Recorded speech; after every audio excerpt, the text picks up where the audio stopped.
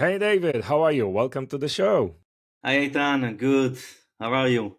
I'm doing great. So excited to chat with you today because you're doing so many things in e-commerce. I think you have that unique entrepreneurial angle about launching brands. You also have another angle which is coming from managing like M&A transactions for brands, right? And you also have a lot of stories and also probably failures that you're happy to share about e-commerce success and lessons. So I think it's going to be a really amazing episode, but maybe let's just start with a quick overview about you and your background and how did you start in e-commerce and what are you working on these days? So, first of all, thanks for inviting me. It's a real pleasure being here. So, my name is David Popovich. I'm 45 years entrepreneur living in Israel, and my background is in marketing. I started back then in big companies, and my last role was in ClubMed as a marketing manager. When I realized that I'm just doing many things for others, but for myself, just sitting on the seat until the pension was something that was not really. Um, I didn't realize myself sitting on the chair until pension. So that's what leading me to investigate what are the other opportunities out there for me as a marketing talent. And I dig down and understood that there is a all digital industry out there. And once I understood that I can learn and dig inside and understand how can I fulfill my skills, then I started to uh, start my first step in the entrepreneur journey. Okay. What was the trigger? Because obviously you had a family, kids. I Yes. mean, what is the internal fire that triggered you to make the change? So I wrote a whole book about it. I think that every one of us has something that is unrevealed. Like every one of us has unrevealed skills. And I felt that I'm not fulfilling even like 10% of my skills when I Mhm. sitting as a marketing manager in a big company. And I started to feel that something is eating me from the inside. Started to feel like eager to do something bigger than what I'm doing right now in my position. And then when I felt uncomfortable in my comfort zone, is the specific time when I decided to start investigate what other things I can do rather than just working for others. And I think it's a comfort zone, or you are really feel comfortable inside, and you are don't even start investigating what is the other thing that you might do, or you feel that you are not fulfilling yourself. And once you have this pain that listen, I'm good in what I'm doing, I'm enjoying my position, I really had a great time in ClubMed. It's a big chain of resorts worldwide, and I took like celebs and journalists around the world with lots of nice trips to the best accommodation hotels. And it wasn't enough. It wasn't enough for me to feel that I'm satisfied with my life. It wasn't enough for me to feel that I'm fulfilling my skills. And I knew that I have more hidden skills that I still don't know about them. And Mhm. this is what led me to start my journey. I wanted to understand what are my real talented, because when you're working in a big organization, you're doing just what the boss is telling you to do.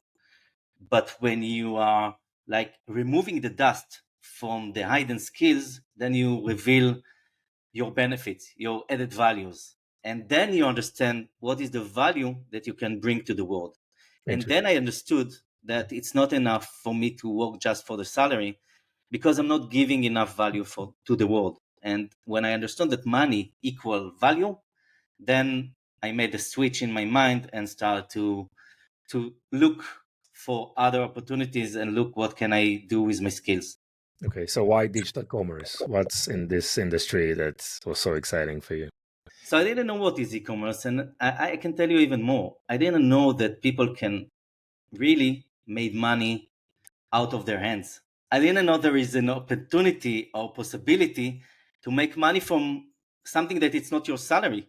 Because I grew up in a family that are, 9 to 5 employees. My father worked in El Al, which is the airline company in Israel, for 46 years until retired. This is what I learned back then in home. This is what my parents taught me.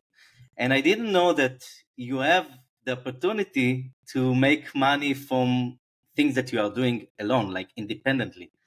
So first of all, I had to try to understand how to make money. This is the first thing. So when you are searching on Google or Facebook keywords like making money online or uh, after work, after work positions, or something that are leading for a keyword that afterwards they can start. You can start seeing ads. Okay, once you type keywords that are not the usual keywords, but online work, working from home, for example. This is like the keywords that I typed, and then I start seeing ads, like retargeting ads, what we know today as retargeting ads. But back then I didn't know what's happening in the backstage. I just suddenly saw ads in front of me, and then you start clicking on these ads and start learning that there is a whole world out there, and the whole world out there is like the digital world and the way of making money online. So I started to investigate what can I do, and the first thing I saw is like Amazon. So I tried to do Amazon arbitrage. And then I saw eBay. So I said, okay, I need to try eBay drop shipping. So I did drop shipping from Amazon to eBay. Then I started to do Etsy. So I did print on demand. So basically, the e-commerce world and the trade world and the sales world was something that was triggered me, and I was really into it because I grew up as a salesperson. And in my career, the first position I did was a salesperson. So I didn't attracted to doing digital marketing agency or something like working as a freelancer. Mhm. I was attracted to the sales world, and the sales world is e-commerce. So I was just investigate what are the possibilities in the e-commerce, and then I started to learn. So I came back home at 6 p.m. for my role in ClubMed as a marketing manager. Then I helped to my wife and the family, and you have the shower with the kids showers and everything. And then I closed myself in the room between 7 p.m. to 3 a.m. in the morning just to learn and want to understand what is e-commerce. So I watched so many webinars in the US, because in Israel back then in 2015 there was no any information online about how to do e-commerce. You just had to like going to webinar after webinar after webinar, and the end of the webinar everyone is trying to sell you something. So you need to dig, you need to really dig in and understand, like, to find the real information that you can do something out of it. And this is what I did, like, for 8 months. I just stuck in the room, close myself in the room, and study e-commerce for many hours until the morning, and then I need to go to my 9 to 5 Yeah. work. So that's how I found out about e-commerce. Nice. So probably like 9, 10 years ago, like the major theme in e-commerce will probably, as you said, Amazon, eBay, drop shipping was mainly probably a very hot topic. Maybe just the beginning of online digital courses, right? So what was the first initiative? What was the first project? Okay, so since I came from a marketing and I was like a brand manager for many years, when I did Amazon arbitrage, I understood that Amazon audience are not my audience. Okay, the customer is not mine. And this is where I realized that if I really want to build an online brand, I need to have my audience. So I did arbitrage. It was nice. I sold like a sport battle for sport people that running Hmm. for runners, and I managed to sold the stock, but I didn't have the audience at the end. Okay, I didn't have the customer. I couldn't send him email or message because Amazon is blocking you. So you're just like an employee in Hmm. Amazon. And you want, yeah, you This don't is want to be an exactly, employee, if right? you think about it, you just employee of Jeff Bezos and you operate. you operate a Very store nice. under this big mall. And I understood that it's not what I think as a marketing manager, as a marketing person. As a marketing person, you want the ability to retarget the audience, to offer him special offers, and to send him a thank you email after the purchase, and to send him something nice for birthday. You want this relationship with your customer. And if you don't have this relationship, so basically you don't have a business. Mhm. So with this mindset and the idea in my mind that I need to build a brand, I found out about Shopify. I really love to click on buttons, and when I clicked on a button in Etsy, I found out that there is a Shopify store, and I said to myself, "Wow, this is a huge platform. This is something that it's allowing me the ability to open my own online store and to manage this audience and clients." And I opened a store in a niche of something related to Lego. And then I understood that there is a copyright thing, so I move on to a jewelry store for Christians. And then this is also failed, so I went to open a store for twins, baby twins, Twins. because I know that I want to sell like in doubles. So I know that if I'm selling like for twins mom, it will be in double because she needs like a very nice red shirt, and then the boy will wear the blue shirt or the pink and blue, and all kinds of different things that are coming with double. But this store managed to make sales, so it's the first time when I build a store, and I also invested in positioning and branding and everything. Logo was very nice, and it was the first time that also I did influencer marketing. And I'm talking of the year 2015. End of 2015 was Mhm. like no one talked about influencer marketing, and I did micro influencer marketing, and it was booming. Like I managed to do lots of sales just from influencer marketing. But then I realized that people are buying, and it's a dropshipping store selling clothes from AliExpress in China to American's mom. And I realized that something happening in the middle because I'm not making money. Like my ROI is not positive. And when I investigated, so I think that entrepreneur need to investigate a lot. Okay, it's part of being an entrepreneur. You really need to ask a lot of questions Mm. yourself and the people around you. So I asked the moms that bought in my store why they are not coming back, or I asked the moms that are they left the cart behind, abandoned cart, why they are not proceeding to complete the purchase. And when I got the answers, I understood what happening here. Basically, they have no trust in me, in the brand. And secondly, they are not willing to try clothing that are not they are not known. Okay, they are not branded clothing. It's not a big brand. It's not something that had the quality check. So I would, as a mom, I don't want to try all kinds of fabrics that are not known Yes. and try it For on my my baby. for my So new baby born. Yes, it's like the yeah, fabric it, quality and what kind of a quality exactly. It's a process. fabric quality, Yeah. and when it comes to touching the skin, you don't know what can be affected. Like the skin can be affected of. So I understood that I don't have a business, and I Mhm. closed the store. But all these investigations and really understanding the audience brought me to a system that I developed, it's like kind of a method that if I want to understand my audience, I really need to try understand the audience before I'm launching a store. This was a big hit, okay, because until then, I open a store, I put products, and then I market it. But the idea of asking my audience and really investigate them and try to understand them even before launching anything was the breakthrough. This was the breakthrough in the way I'm doing marketing and the way I'm doing e-commerce. And then I realized that it's not enough to ask like few people. I need to ask hundreds of people. But I cannot start asking like hundreds of people in the US what they are thinking about and what they love. And then developed this method of getting into a profile in Facebook of many people, like hundreds of people. And in the profile, in the Facebook profile, you have the more button.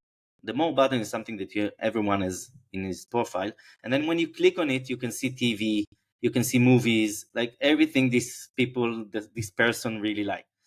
But you have also the likes, the pages that this person made likes on. Hmm. So lots of people are doing likes for many pages that are um, they are triggered by their passion, by the way they appeal to them. And when you get into this page section and you start scrolling down, you start seeing all kind of patterns. And this is when I started to understand niches in the US and started to figure out that Americans are living by tribes. Like in Israel, we also live by tribes, but in the US you can just double it, triple it, multiple it, and it's huge. So millions of people really love tons of things. One of the things that I figure out in this investigation is that people really love wolves, and this was the big hit when I understood that this creature is an amazing creature. It's a spirit animal of so many people. People are tattooed themselves on the body with lots of wolf visuals and how do you call it, graphics of wolves. And when someone is making tattoo of something specific, you really understand that he has a lot of passion for this Yeah, it's thing. deep. It's deep. It's really deep. What you're sharing right now on Facebook is kind of a research methodology that you are doing, which is obviously very manual. There is no tool who can do that, right? And then you try to find patterns of like commonalities or things that are people are more passionate about. And if you're tattooing a wolf on your body, I guess you're very passionate about something. So identify kind of a communities on a very specific topic, right? But this is a good example and a good practice if you want to search, right, and do kind of a market research on your own. But what if? And I want to continue the wolf story because I think it's very important. And but before that, another question: what if you want to validate a certain idea that you have, right? How do you do that? Okay, so let's assume I have an idea about a product I want to launch, and I want to do some market research around that. Yeah. So first of all, for the manual thing, so I really believe that in the manual way, you can really get deep into things and also start thinking. Because if you are doing like all kinds of automations tools, it's a good way to start. But some people are just taking out the mind. Okay, they, Yeah. they forgot that they have their mind in this investigation and research, and they forget to think about. So you need to understand like that manual is something that it's very good. It can lead you to all kinds of different way of thinking. Hmm. Automation is also good, but it's only for starting. So I doing it manually because in this way I can really understand patterns. And anyway, there is no any automation tool for No. doing this kind of research. And what was your second No, question? I'm saying what this is like going to the Facebook pages, right, and Yes. more, and see your Yes. friends and what they like. It's probably a good research tool to try to find patterns and communities and topics that people are passionate about. But I'm Right. asking if you have already an idea, some Yeah. kind of a direction for a product, and we just want to validate it. What is your best So practices? you just going to the next step in the method. Okay. Well, once I have this niche, and this first step is for someone that is not even able to think about a niche or he doesn't have any idea. But Mhm. once I have an idea and I found my niche, then I'm going to the next step. The next step in the method is like audience building. Is having this Excel sheet when you put all kinds of different elements in the niche. So, for example, I will start filling up all the communities that I see in the niche, and I want to see what is the size of each community and what they are talking about. So I will get inside the community in the Facebook group or Reddit, for example, and I start to be part of them and start listening to what they are talking about. There Hmm. are many social listening tools out there. You can use some of them, or you can do it manually. Yeah. Just get in the Facebook group and start listening. Then, who are the influencers in this niche? So I will start filling up a column with all the influencers in YouTube, TikTok, Instagram that are talking about this niche and have channels. Who are my competitors? Another column to fill up and see what are my competitors are doing, who are their audience, how are they marketing their Hmm. products, what kind of product they have. And magazines, for example, is another column. I have this Google Sheet with all these columns. So magazine is another column, because if you are subscribed to a magazine and you are in the niche, it means that you have a lot of passion and you willing to pay this amount of money every month for this magazine. Also, magazines are a very good way of promoting your products afterward when you have this store online already exist, so you can reach out to the magazine and ask for pricing, because then it's like an influencer and you get into their emailing list, or they promoting you on the website Hmm. or any other channel they have, and you get into a specific audience with not a lot of money that you need to invest. And blogs, for example, blogs are also websites that have content. So next time you want to publish something, you will make a collaboration with them. You will offer them a content, and in this content free, they're getting it free of charge, but in return they are giving you the backlink inside Hmm. this content. Yeah. So this is kind of examples of how can I validate the niche. The next thing will be doing keywords research. So I want to understand like how many people are searching related keyword that are related to this niche. And by having the volume and the difficulty key, I can understand like if people really looking into it in Google. So I will also get the intent buyers, Yeah. not only the impulsive but also the intent buyers. So in this way I can get the whole overview on the niche, and also getting like the impulsive buyers and the intent buying. By searching in the groups, I'm getting most of what people are looking for, and I can also post in the group. So for example, if I want to understanding and research what are the products that people really love to buy for themselves or for their relatives in the next birthday Hmm. day. Okay, so I will post something like my friend is having a birthday and she's really into horses. What kind of product do you recommend me to buy her? And it will be something that it's very unique, and in which store. Nice. So that's a question in the group, right? To That's a get question that some I will feedback. post in the group Yeah. just to get answers from the people that are living this niche. Nice. Again, you're not selling, you're not pitching a product, you're not push, pushing features and benefits, you're just still Yeah. validating, asking, right? Try Yeah, to asking validate your it. audience. I'm coming from a marketing background, Yeah. and when I was a brand manager and I wanted to launch a new smartphone in Israel, the first thing we did is to recruit this research company and pay her like thousands of euros every month, because Yeah. they are not even Israel, they are from Europe. And we need to pay a lot of money just for them to ask our audience what they are looking for.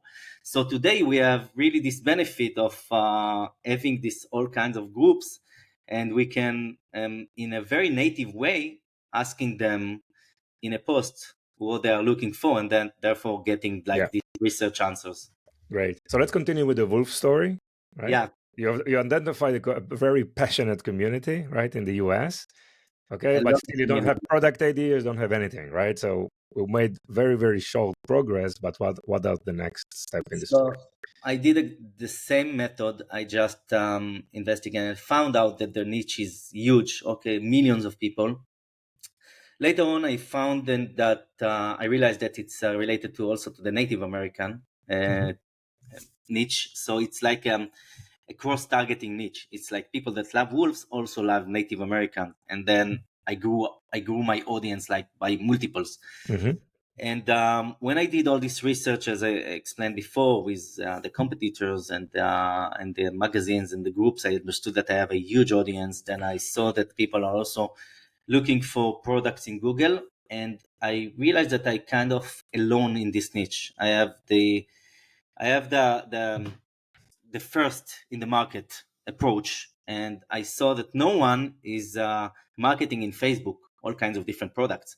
I saw that most of them are doing great SEO. Okay, when you search, for example, for wolf necklace, you will find some online stores, but no one is doing pushing. No one is pushing in push marketing in Facebook and Hmm. Instagram.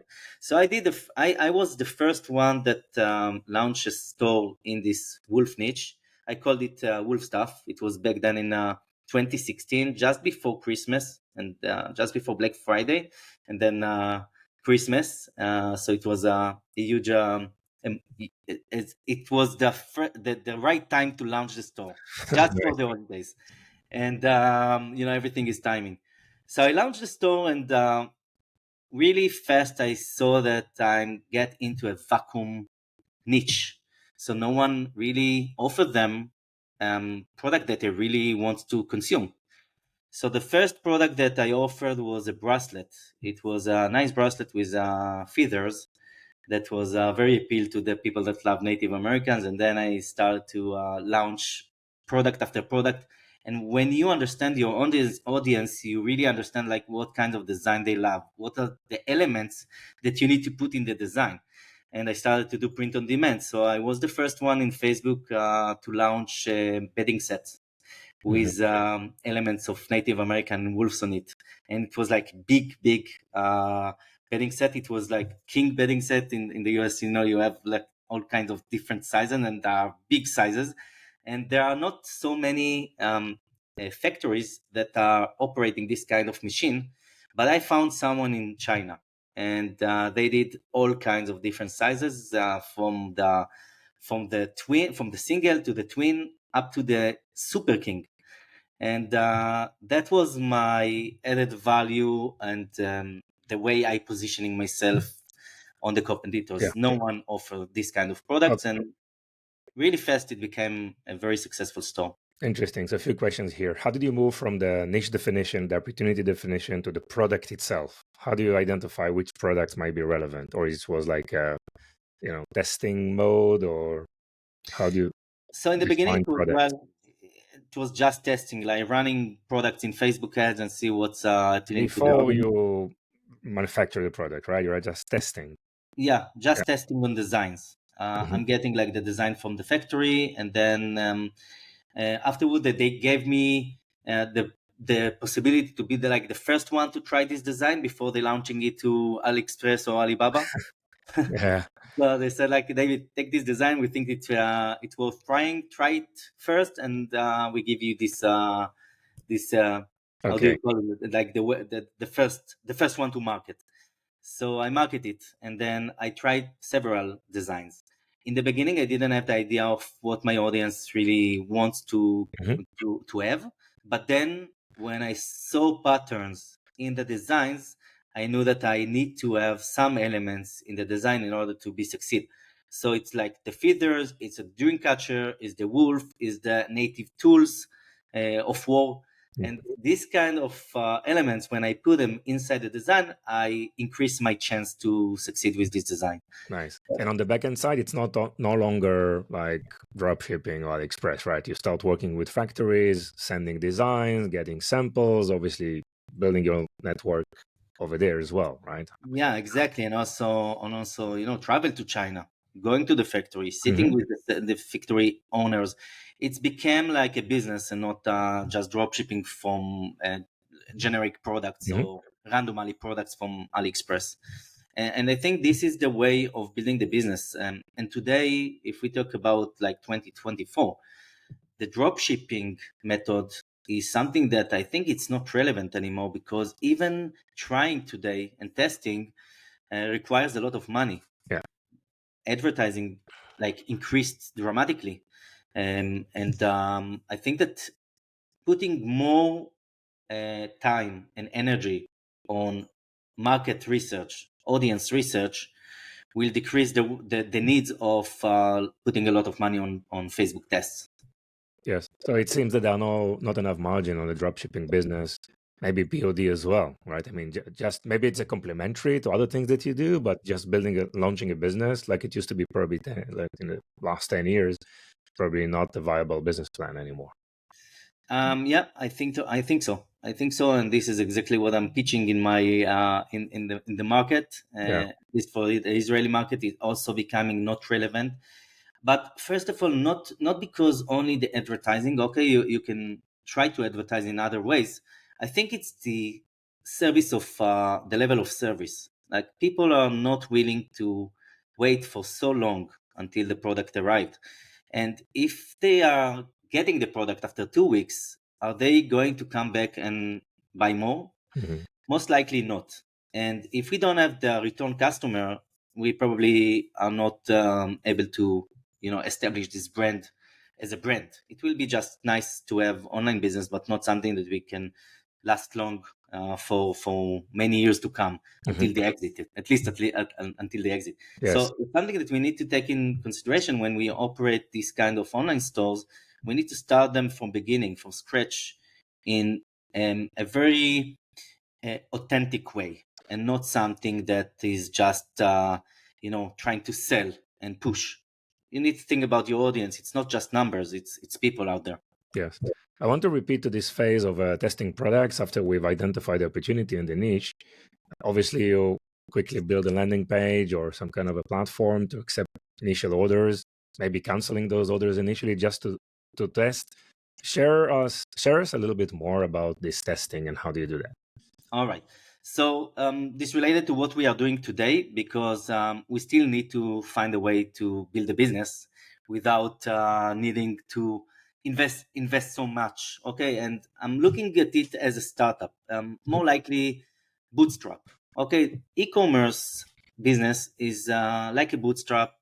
When you're starting, you just want the MVP. You want to just fill the audience and have the first traction.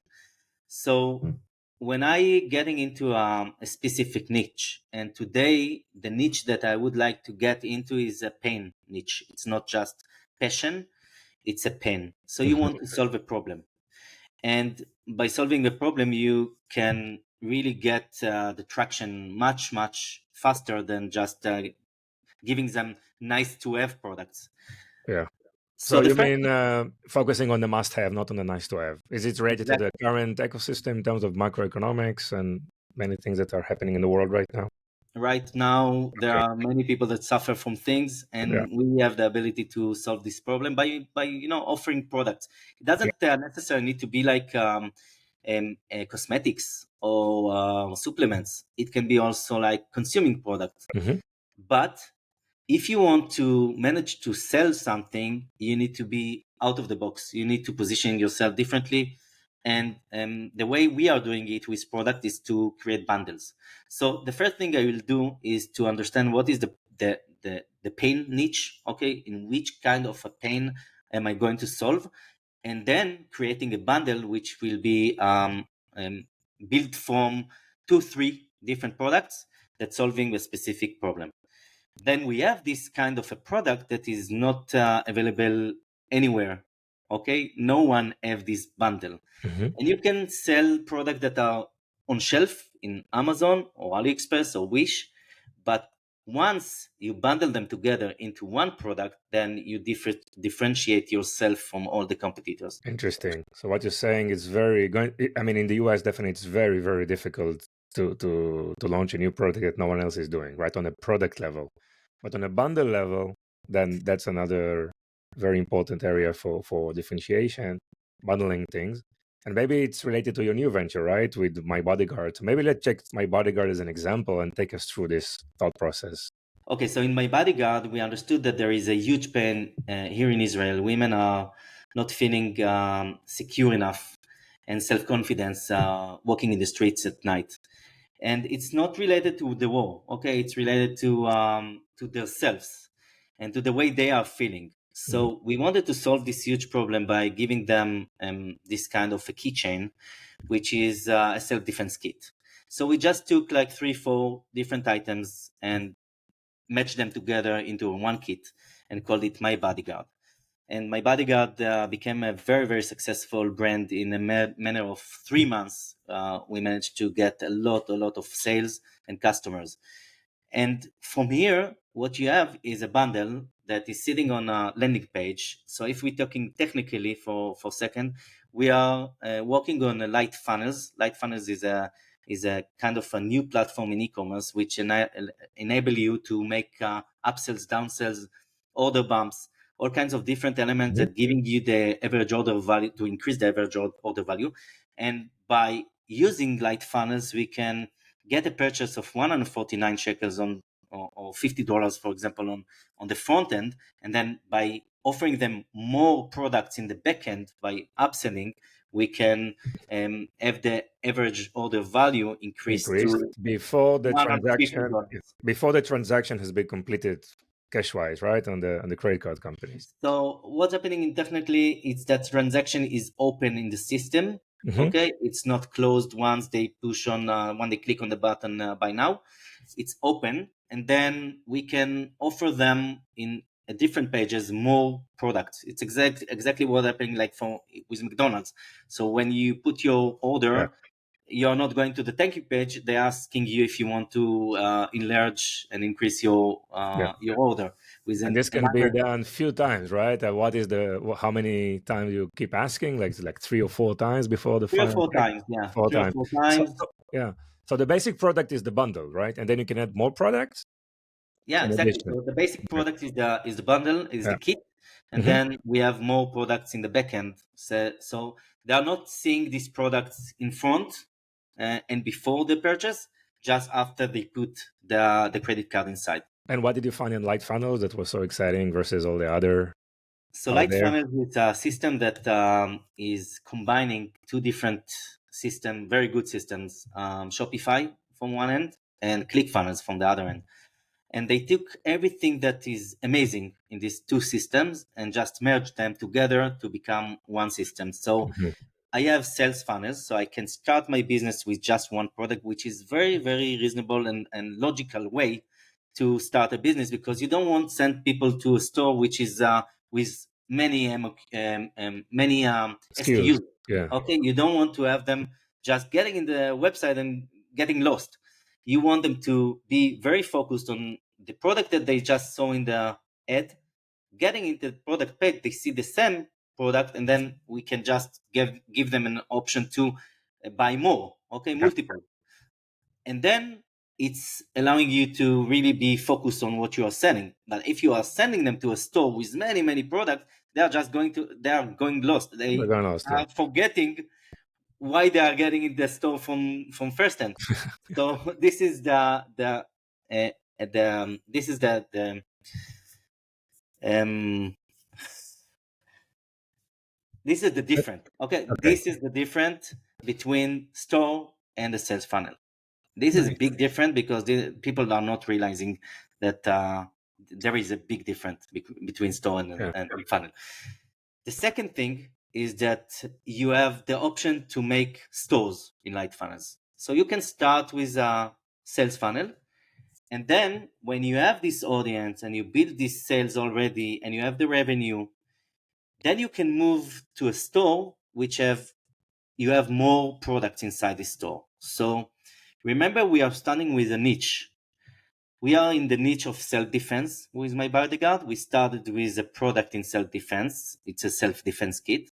We got this tons of audience, okay, thousands of sales, thousands of customers. Now we have a database.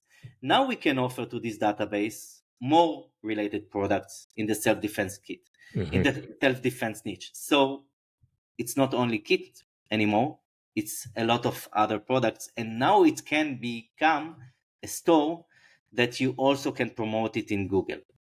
Exciting. So it's actually you identified very small niche. Let's call it a micro niche, and you build a micro brand around that. Exactly. Right? You have their emails. You're building, your newsletter funnels as well, or probably the reach outs, and try to build a community around it, and upselling. Probably provide not just upselling, but maybe content around, maybe giving them more value, right? So and also an upsell opportunities, and building a community around that. So that's really interesting. So where is the venture in which phase is it? So you said you have initial few thousands of customers, and you've identified that definitely there is a need and the pain is there because sales are happening. What do you think is it going? Is it going to is in terms theoretically, right? What are the options here? I mean, it's like. And by the way, I want to ask you why you didn't launch it in the US and you wanted to launch it in Israel. But the place to growth is just expand product line or move it transition to new markets or new geography. What are your thoughts around So all the answers are true. that? Yeah, All the answers everything is on the correct. table, right? You can do so many things. Once you have this cash cow business, okay, it's a business that it will work, it's operate. You Hmm. get traffic organically. You get traffic from promoting it in Facebook ads. So you have this business already. Now you don't need even to import products from abroad. You can work with importers that have stocks in the country and start, buying stocks to your warehouse Hmm. and become a bigger store. Then you can try to launch this kit, this bundle in other countries. We are trying now in Arabic, for example. So all of our funnels are translated to Arabic Hmm. and English because we are trying also in Africa. And then you're trying different niches, different countries. And then when you have this store running already, you can take it like 1.5 year, 2 years. It's worth a lot of money. It's worth money. You have value in this Yeah. store. This is why I said like we're starting as a bootstrap. We can even getting investors putting money inside, so it's like a startup. Hmm. And then at the end of it, there is exit. Yeah. So talking about exit and the mindset of founders to define their products and businesses that they have kind of a north star, or maybe uh, let them think about a company that might acquired them, right? So let's spend some time discussing about trusted brokers and what's your plans here. So Trusted Brokers is my agency, M&A agency, and we are helping like sellers and buyers to find each other. Um, and it's the biggest brokerage agency in Israel. Hmm. And we realized that what make a very good store a very good exit is how much time required for the store owners to put inside the store. The second thing is what is the traffic? How is the traffic like divided between organic traffic and sponsored traffic? Hmm. And if you have like a very good percentage of organic traffic, it's getting the multiples much higher. Yeah. Also, what is the return customer rate? Okay, we want to look on the stores that have above 30% return customer rate. We want to see the people, the audience coming back to buy more. Hmm. So we have some criterias that are allowing us to put the multiple on what will be like the worth of this store, and we take the average net profit yearly, and we just multiply it 3 or 4, depends of the store. Of course, there are also multiple of 1 or even less than 1 if we are talking about dropshipping stores, but we are talking about micro brands that have their own stock, they have their own client tool already, like people are coming back and spending time to buy more. So it's increased the multiples. I think that it's a worth trying to put time in the beginning to start this business in the good way, in the strategy, in the exit strategy, I call it. Okay, Hmm. so exit strategy is how I'm going to build the store with forward thinking of how am I going to sell it. And the people that will buy this store will be e-commerce agencies, digital agencies, probably like e-commerce entrepreneurs that already did the exit themselves and they are looking for another store to invest it and increase it and building further and then exit it again. Hmm. So they have already have the system. So it's like a plug and play. They just take this store in the level that it's currently are and growing it to make a future exit again on it.